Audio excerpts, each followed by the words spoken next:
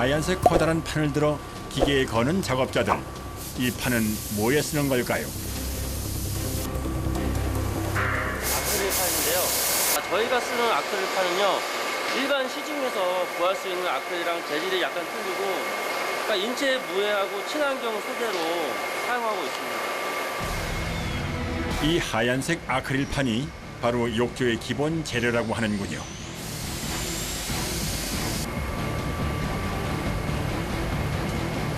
아크릴판이 공중에 걸린 채 기계 속으로 들어가고 있는데요.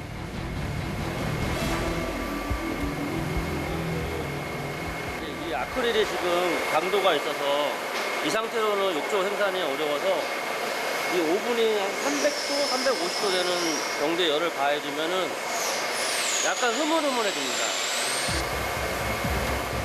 딱딱한 아크릴판을 욕조로 가공하기 위해서는 연성화시켜주는 과정이 꼭 필요한데요. 기계 속에서 열을 받은 아크릴판이 부드럽고 말랑말랑한 상태가 되어 밖으로 나옵니다. 그리고 금형 틀에 아크릴판을 붙이자 신기하게 틀 속으로 판이 빨려 들어가면서 서서히 모양이 나오기 시작합니다.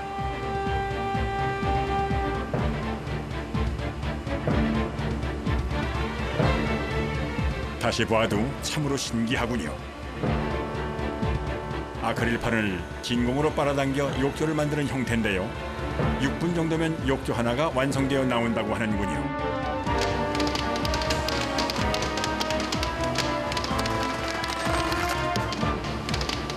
그런데 갑자기 기계에서 타다닥거리는 소리가 나는데요. 소리가 식으면서 나는 소리인데 이 소리가 많이 나야 쿨링이 잘 됩니다.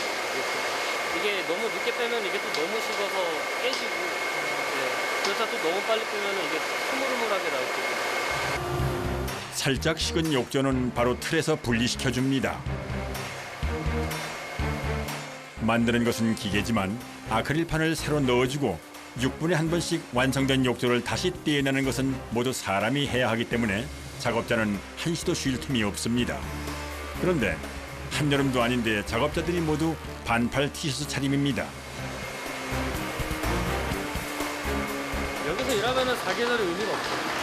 네. 계속 그냥 똑같은 옷을 그냥 반팔만 해도.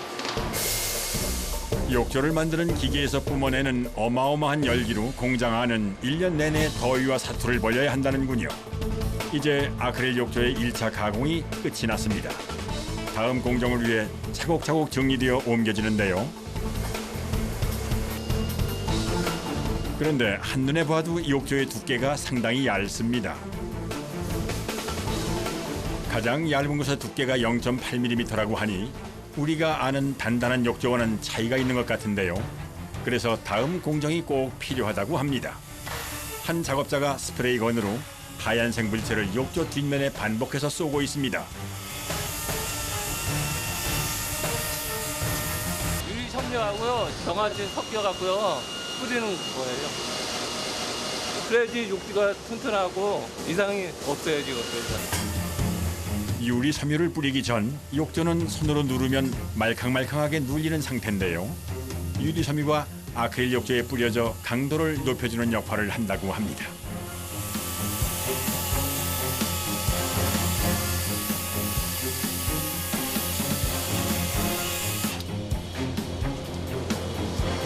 그런데 유리 섬유를 한창 뿌리다가 멈춰선 작업자가 욕조 바닥과 앞부분에 나무판을 올려놓습니다.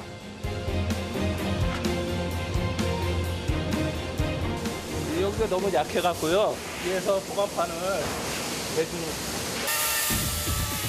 바닥에 처짐을 방지하는 보강판까지 대주고 욕조의 총 무게가 20kg이 될 때까지 유리 섬유를 뿌려주면 단단한 욕조가 만들어진다고 합니다.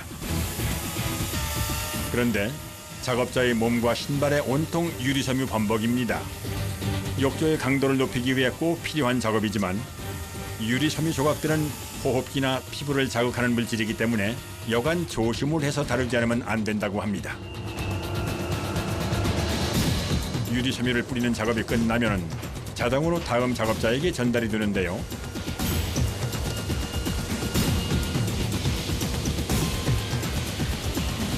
이번엔 롤러를 이용해 유리 섬유를 평평하게 펴기 시작합니다.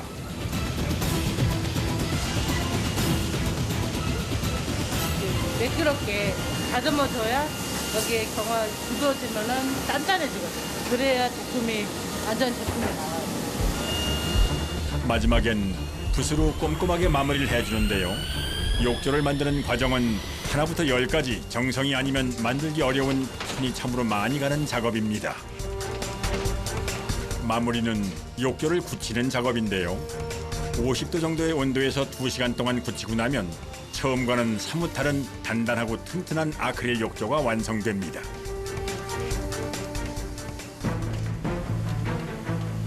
완성된 욕조에 오염이나 흠이 생기는 것을 방지하기 위해 비닐 포장까지 해주면 작업이 끝이 납니다.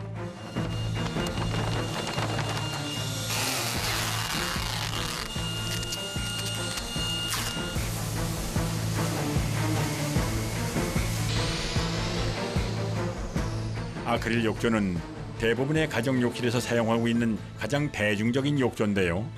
하루 생산량은 총 220개. 요즘은 매일 5톤 트럭에 가득 차는 물량인 200개 이상이 출고되어 가고 있어 공장이 쉴 틈 없이 돌아가야 한다고 합니다. 그런데 이때 공장 다른 방 쪽으로 처음 보는 정체불명의 커다란 통을 끌고 가는 작업자. 도대체 무엇에 쓰는 물건일까요? 운반을 한 다음엔 뭔가 뿌리기 시작하는데요.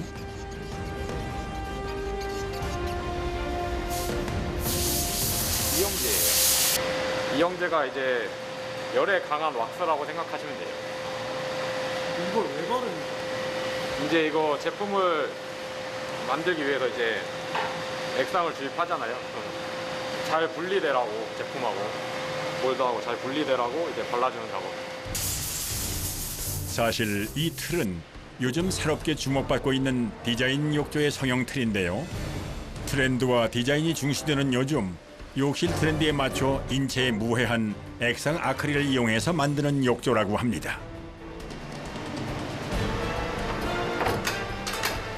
저쪽에서는 아크릴 성형은 진공 성형으로 제품을 뽑아내는 거고요. 그리고 저희는 상하 몰드가 일체형으로 합쳐져 가지고 이제 그거를 저희가 성형을 하면은 이게 제품이 이런 식으로 일체형으로 이제 제품이 나오는 거예요. 공장 다른 작업장에서도 성형틀 작업이 한창인데요. 지금 만들려는 건 뭐예요? 이거 세면대예요.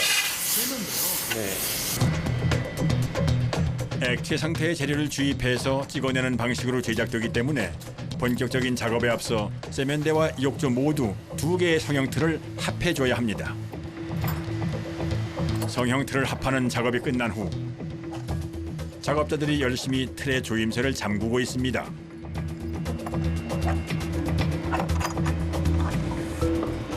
상몰드하고 하몰드하고 쪼아만 줘야지 얘가 액상이 안 새요. 주입을 했을 때.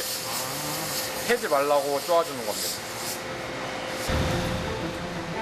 조임새의 간격이 넓으면 액상 아크릴이 흘러나올 수도 있기 때문에 촘촘한 간격으로 조임새를 설치하는 작업이 모두 끝났습니다.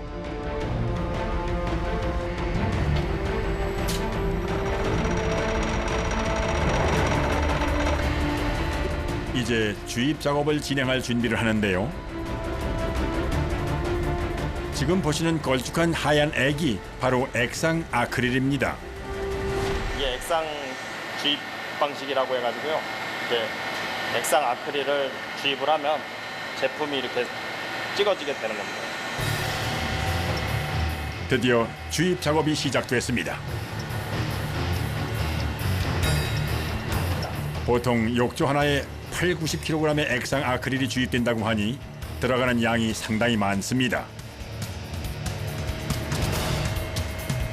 성형 틀에 진공 상태로 흡입돼 만들어지는 아크릴 욕조와는 달리 액상 상태의 아크릴을 부어 제품을 만들기 때문에 다양한 형태의 디자인을 구현할 수 있는 것이 장점이라고 합니다.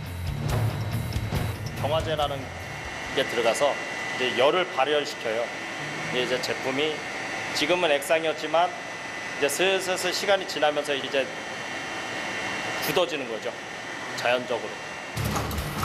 최고 발열 온도가 90도까지 올라가는데 30분 정도 지나면 서서히 온도가 내려가고 70도 정도 내려갔을 때 탈영을 해야 불량이 나질 않는다고 합니다.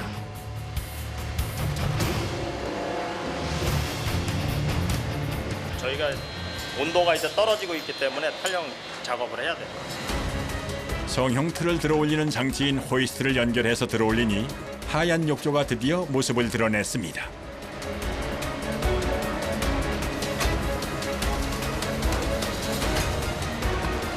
이번엔 욕조를 뒤집어 안쪽 틀을 걷어낼 차례인데요. 욕조와 금형이 밀착되어 있는 부분을 떨어뜨리기 위해 몇 번의 망치질을 해준 후 탈형을 시도합니다.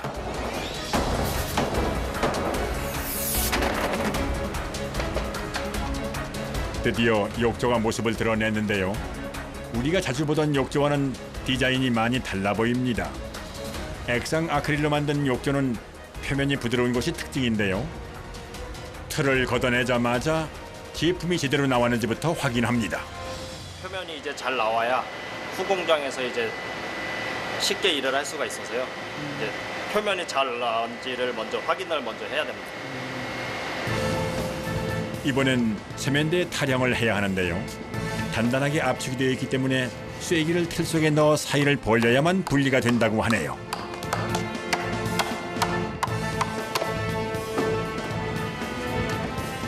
욕조와 마찬가지로 뽀얀 하얀색의 세면대가 만들어졌습니다.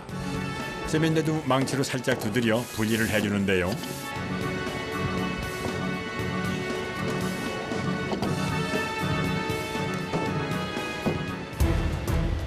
이번에도 하자 없이 제품이 잘 나온 것 같습니다.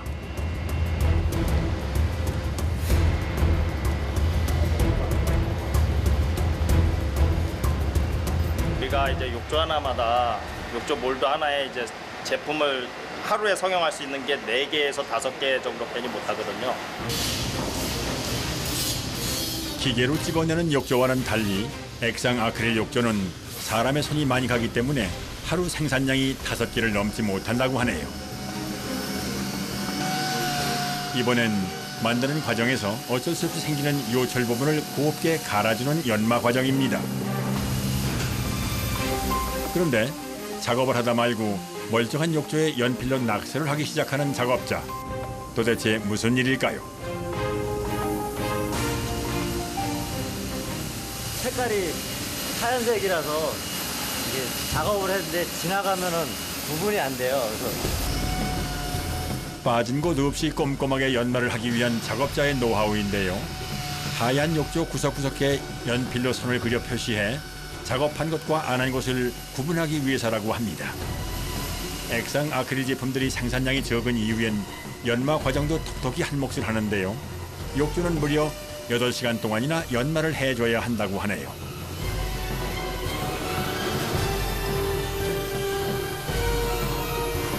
한 5시간에서 6시간 정도 생각하시면 됩니다. 거의 그냥 하루 중에 하는 거네요, 사실. 예, 그렇죠. 아무래도 수작업을 하다 보니까 시간이 오래 걸릴 수밖에 없어요. 장시간 섰다 앉았다를 반복하며 커다란 욕조 구석구석을 연마하는 것은 체력 소모가 상당히 큰 작업입니다. 아무래도 저희가 공들인 만큼 제품이 좋아지기 때문에 시간은 오래 걸리더라도 좋은 제품을 만들어내려고 노력을 하고 있습니다. 굵은 사포로부터 점점 가는 사포로 무려 5번을 바꿔가며 정성스럽게 작업을 하는데요. 물이 내려가는 부분은 기계로 할 수 없기 때문에 일일이 손으로 마무리를 해줘야 한다고 합니다. 이 세면대 하나를 만드는데 무려 6시간이 걸리는데요. 최고의 제품을 만들어내기 위한 작업자의 노고가 있었기 때문에 이렇게 부드럽고 매끄러운 완성품이 탄생하는 것 아닐까요? 완성된 세면대를 어디론가 옮기는 작업자. 네, 하부장을 설치를 해놓을게요. 이렇게 제대로 딱 위치를 잡아주고서 세면대가 위로 올라가게 됩니다. 그래서 이걸 고정을 시켜놔야 되는데요. 현장에서 이제는 반듯하게 세워놓고서 수평을 잡아줘야 돼요. 이게 한 세트로 나가게 됩니다. 요즘은 이렇게 세면대 밑에 수납을 할 수 있는 하부장이 달린 제품이 인기가 많다고 합니다.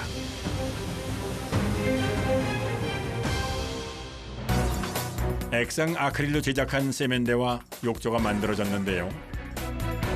부드러운 감촉과 세련된 무광의 하얀 빛이 시선을 사로잡습니다. 자, 그럼 이번엔 이 제품들이 시공되는 리모델링 현장으로 찾아가 보겠습니다. 경기도 화성의 욕실 리모델링 시공 현장.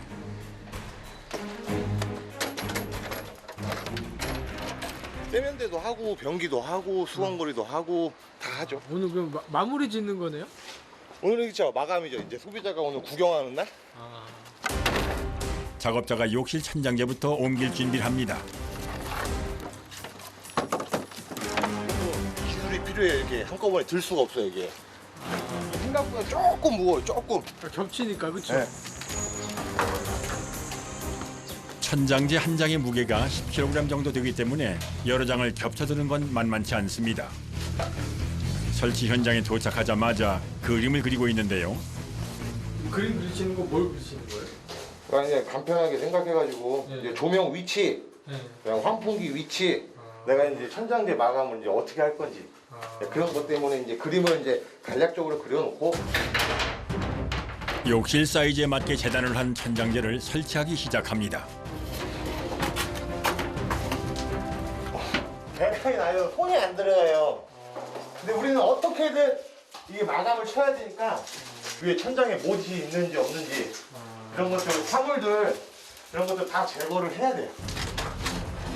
천장과 천장재 사이 좁은 틈으로 들어가는 배선 작업을 하는 일은 쉽지 않은데요. 잘못하면 튀어나온 못에 찔릴 수도 있어 파상풍 주사는 필수로 맞아야 한다는군요.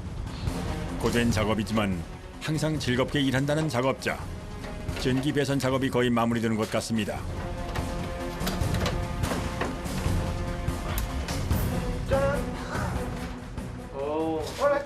아, 두 개가 안 들어오는데? 끝이 안 들어갔는데? 아, 그럼 짠! 빠졌어. 이게 체결을 잘 했는데 이게 빠져버렸네. 우리 천장은 이제 이게 마감이고요. 이제 조명을 이제 따로 분리를 해놨어요. 딱 끄면 이제 벽 쪽에서 이제 조명이 쏟아지게. 뭐 이렇게 해서 좀 약간 분위기 있어 보이잖아요. 순식간에 분위기 있는 조명 작업과 환기구 작업까지 끝이 났습니다. 이번엔 세면대를 설치할 차례인데요. 하부장부터 꼼꼼히 설치하고 수도를 연결해 세면대까지 올리면 하부장 세면대 작업이 끝이 납니다.